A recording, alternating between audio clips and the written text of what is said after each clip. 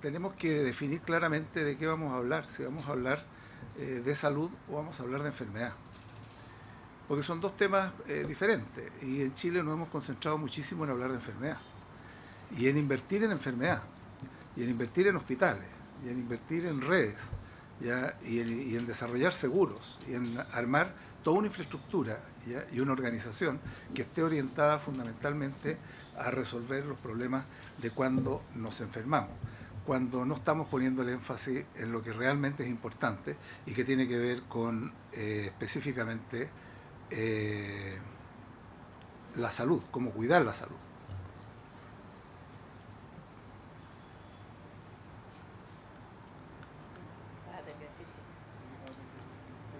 Ahí está. Bueno, uno de los desafíos que nosotros tenemos efectivamente es el envejecimiento de la población. Este envejecimiento está generando, por un lado, un incremento en el nivel de los costos importante a nivel de la salud, ya porque en definitiva el índice de envejecimiento ha aumentado en forma muy importante en los últimos años, se ha duplicado en 20 años. Y por el lado de la dependencia ha aumentado en un 43% en igual periodo. Y esto trae consecuencias. La principal consecuencia es que hay un mayor grado de dependencia económica de las personas, la cual va a tener que, va a tener que ser resuelta principalmente por el Estado. Y ese es como un primer problema que tenemos que asumir en salud y también en seguridad social. Con lo cual, esto implica necesariamente mayores subsidios fiscales. La probabilidad de que las personas puedan financiar su salud en el largo plazo con esta tasa de envejecimiento, solo con sus ingresos personales, aparece como poco realista. El Estado crece entonces la generación del financiamiento sectorial y se agudiza el debate en salud y en seguridad social sobre el rol del Estado y el sector privado. Y ese es uno de los temas que estamos viviendo. Si cuando estamos discutiendo crecientemente cuál es el rol del Estado y del sector privado, es porque en definitiva el Estado, y lo vamos a ver más adelante, está aumentando fuertemente su participación financiera ya en la solución de los problemas.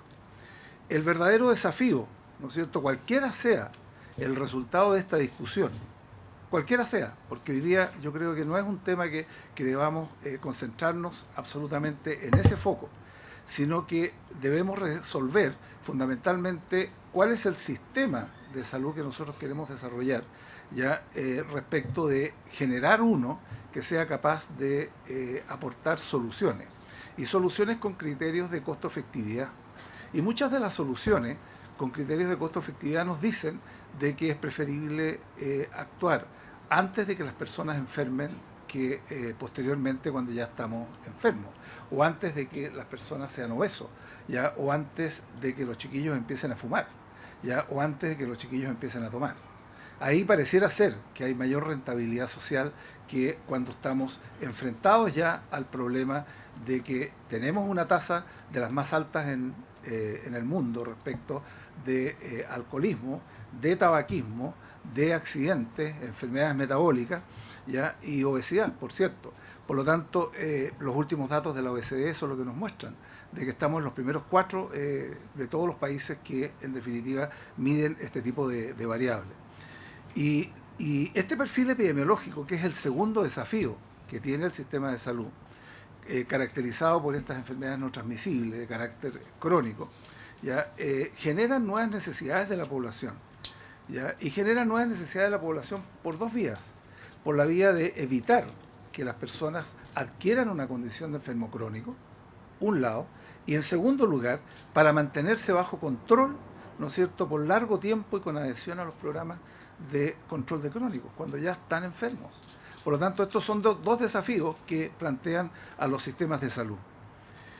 El perfil epidemiológico también nos lleva a la situación de que, en definitiva, tenemos un modelo de atención en el país absolutamente inadecuado a lo que son estos desafíos, ¿ya? Y está aún centrado en la enfermedad y en satisfacer la demanda de los servicios. Y aquí hay una mala noticia. Si seguimos por ese camino de un modelo de salud centrado en la enfermedad y tratando de resolver las crecientes demandas de la población, eso no lo vamos a resolver. Probablemente lo que vamos a seguir es gastando más en salud, vamos a seguir haciendo más inversiones, vamos a seguir formando más especialistas, pero en estricto rigor, ¿no es cierto?, no vamos a resolver el problema de la demanda creciente. La demanda creciente, si queremos afectarla, fundamentalmente vamos a tener que afectarla donde se genera la demanda, que es cuando aparece la enfermedad. Y el otro elemento que es importante es que este sistema también es inadecuado por otras razones, porque ya se dijo, es un sistema que estamos actuando como compartimentos estancos, absolutamente, tanto el mundo público como el mundo privado, no hay prácticamente ningún nivel de integración. ¿Ya? El sector público con un modelo centrado en la enfermedad y en el hospital, y enfocado en la producción y compra prioritaria de servicios de salud, y hemos visto la discusión en el último tiempo. La discusión está centrada si se construyen los 60 hospitales o no se construyen los 60 hospitales. Si esa es la discusión que estamos hoy día, en el sector público. Cuando en estricto rigor, la discusión de verdad que debiéramos tener en el sector público es cuáles son las políticas de salud pública que vamos a implementar para enfrentar los problemas de salud de la población. Pero no estar centrados si vamos a construir 20, 40 o 60 hospitales. Ya era una locura plantear 60 hospitales, ¿ya? Pero en definitiva, ya estar discutiendo exclusivamente ese punto, yo creo que es absolutamente poco adecuado. Hablamos mucho en el mundo de las políticas públicas, hablamos mucho de desarrollar políticas públicas orientadas al cuidado de la salud, pero hacemos muy poco. Cuando llega el momento de tomar las decisiones respecto de dónde se alocan los recursos, alocamos los recursos invariablemente donde se ejecutan las prestaciones, y donde se ejecutan las prestaciones de mayor complejidad. O sea, además alocamos más los recursos. El sector privado no lo hace mejor. Si el sector privado, tanto los seguros como la prestación de servicios, está organizado en base a la compra de prestaciones, ¿ya?, y a la libre elección de especialistas y producción de servicios de salud. Ese es su foco, ¿ya? Por lo tanto, con ese foco, en definitiva, un sector privado con esas características genera mayor demanda, genera incremento en los costos más allá que lo que generan los costos por el natural envejecimiento de la población y por el natural, ¿no es cierto?, cambio en el perfil epidemiológico. Y un sector privado que tiene un reasegurador público y por lo tanto no tiene incentivos para meterse en el problema del control de la enfermedad. Porque si el tipo se pone gastador, se pasa al FONASA y el problema está resuelto, ¿ya? Por lo tanto, desde hasta el momento en que aparecen las demandas que hacen los afiliados por el aumento de los precios. Y ahí empieza el sector privado a crujir, porque empieza a enfrentarse a un problema que no es menor, ¿ya? Y que es que en definitiva la gente ya no acepta, ¿no es cierto?, el incremento de los precios por un lado, y tampoco acepta cambiarse al FONASA. Encuestas que nosotros hemos hecho con el mismo DIMARC, ya hemos encontrado de que la gente no quiere cambiarse al Fondo Nacional de Salud en más de un 70%.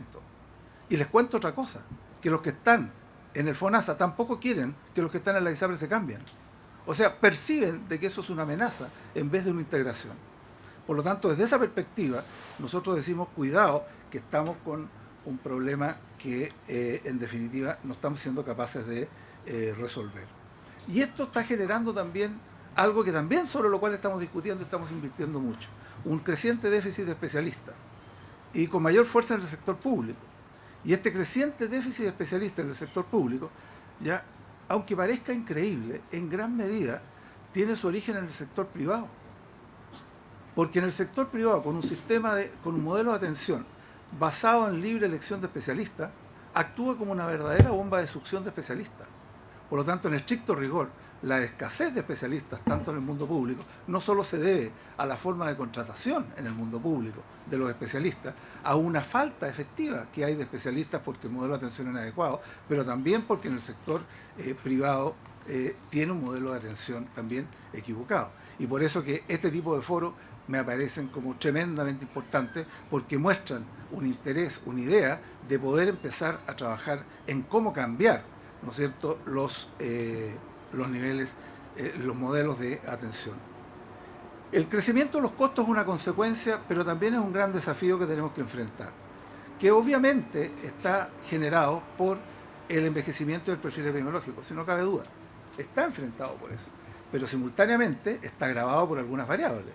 Está agravado por el desajuste en los modelos de atención de los prestadores públicos y privados a las nuevas demandas. Hay ineficiencia macro en la asignación de los recursos y también no se aplica el criterio de costo-efectividad de las soluciones.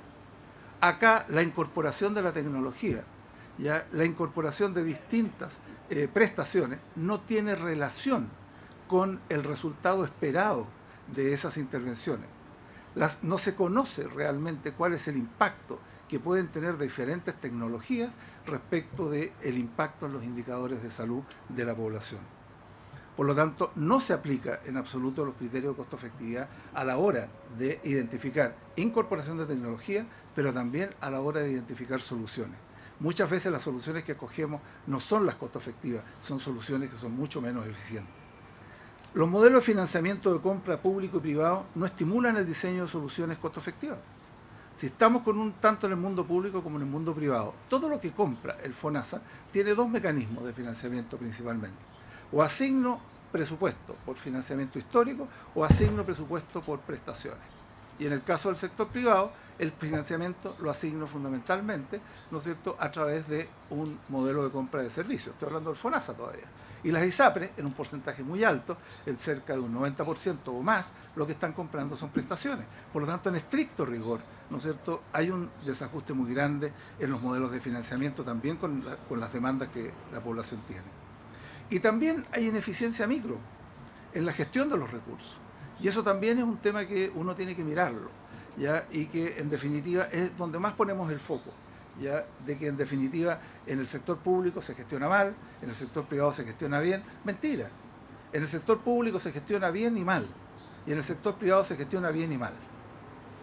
No discutamos eso, discutamos cómo gestionamos bien, cómo cambiamos, cómo ponemos los ejes de cambio en los verdaderos drivers que en definitiva generan el impacto. ¿Cuáles son las consecuencias del crecimiento de los costos, producto de todo lo anterior? Que el gasto per cápita en el sistema de salud público entre el año 2000 y 2012 aumentó 3.34 veces. Ese es el impacto. Y en el 2013 y 2014, el gasto en salud público, el per cápita, sube un 10% cada año. Por lo tanto, si vemos el incremento que estamos teniendo, es un incremento, ¿no es cierto?, que ya estamos en más de las 4 veces respecto del que teníamos el año 2000.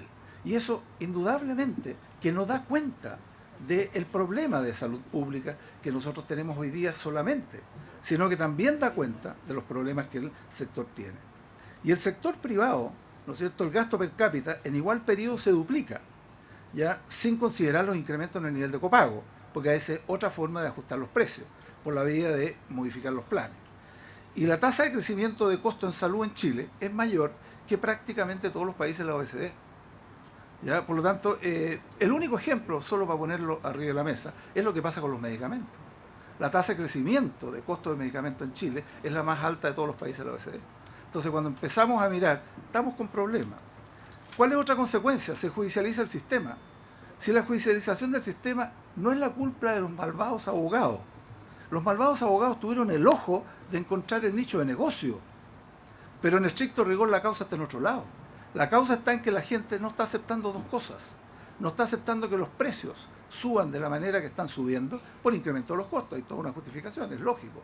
Pero tampoco están dispuestos a aceptar, ¿no es cierto?, la discriminación por edad y por sexo.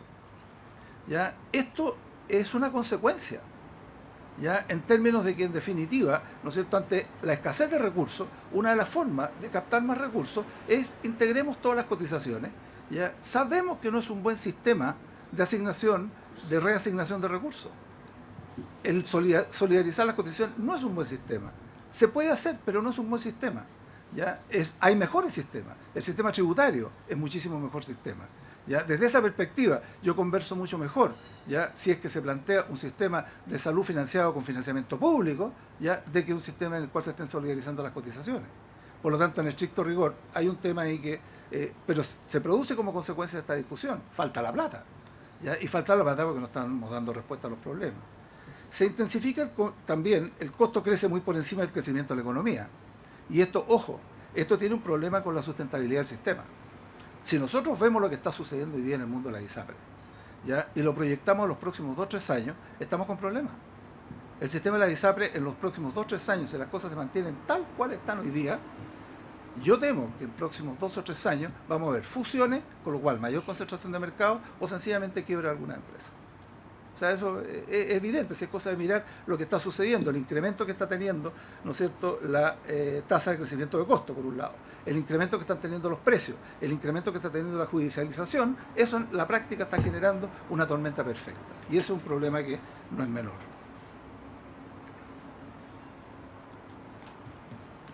Las inequidades en salud.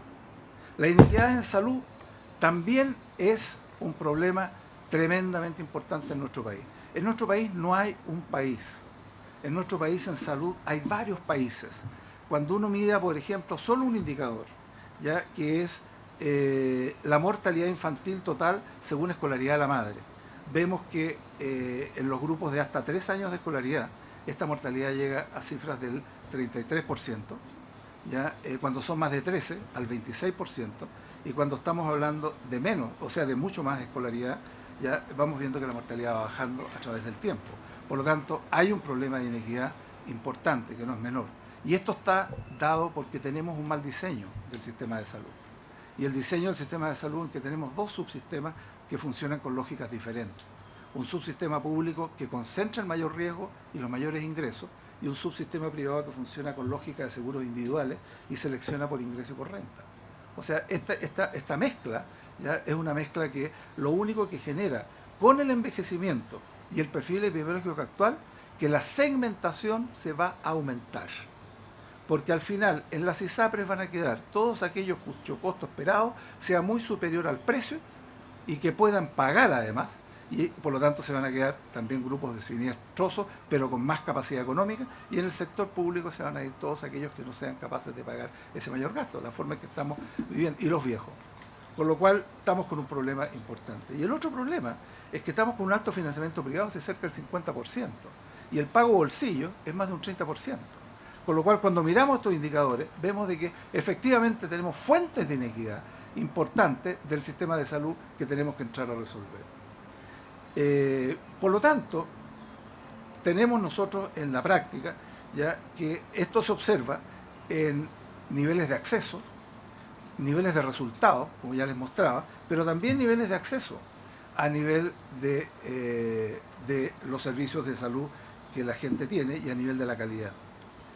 Y finalmente, la población está descontenta. Y la población está descontenta porque ha cambiado el perfil del consumidor, porque la oferta es insuficiente o no resuelve los problemas, ya por el alto costo que tienen que pagar, en el caso del sector público por calidad y tiempos de espera, y en el caso del sector privado por precio. Con lo cual, en estricto rigor, ¿no es cierto?, hay un problema. Nosotros hicimos una encuesta, la 6ª encuesta nacional, ya de percepción de calidad, experiencia y expectativa, que la hacemos conjuntamente con ADIMAR, ya, y que nos muestra, y por lo tanto tenemos tendencia que nos permite ver cómo el índice de satisfacción de la población, ya por experiencia, ha bajado en los últimos 2 años, 2014-2015, en 8 puntos. 8 puntos. Desde un indicador que ya era regular, 51.5, en una escala de 1 a 100, bajó a 43.4. En expectativa, bajó también de 38.4 a 33.4, bajó 5 puntos. ¿Ya? Y en el de percepción de calidad se mantuvo alrededor de un 26-27%. Y cuando la gente tiene que evaluar cuál es la nota que le pone al sistema de salud, nos damos cuenta que en general la nota que le pone al sistema de salud no alcanza a la aprobación de acuerdo a nuestra escala nacional de nota de 1 a 4. Se mueve entre un 3,6 y un 3,9 tanto en el mundo público como en el mundo privado.